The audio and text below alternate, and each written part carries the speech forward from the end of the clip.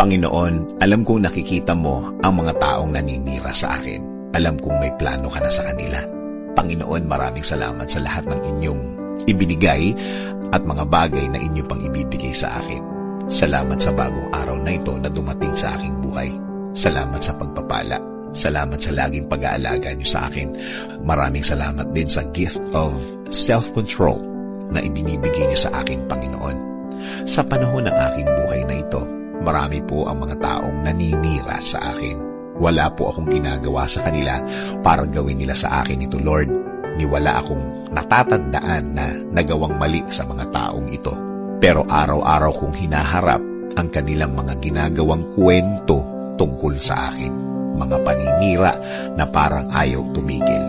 Habang tumatakbo ang mga araw, nalalaman ko ang mga ginagawa nila sa akin, Lord. Pero Lord, alam ko na nakikita mo ang lahat ng ito. Alam mo kung ano ang mga nangyayari sa araw-araw. Alam kong nakikita mo sila kung paano sila nag-iimbento ng mga paninira sa akin. Alam kong bahagi na din sila ng plano mo, Lord.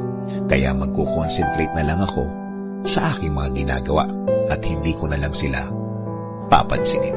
Instead, mabubuhay ako sa araw-araw para ma-enjoy ang mga bagay na bigay mo sa aking buhay, sa mga blessings na bigay mo sa aking buhay. Bigyan mo ako ng mapagpasensyang puso. Bigyan mo ako ng wisdom para mas marami akong magawa na ginagamit ang talent na ibinigay mo sa akin. Alam kong marami ka pang mga bagay na ibibigay na oportunidad sa akin. Oportunidad na makakatulong sa aking buhay.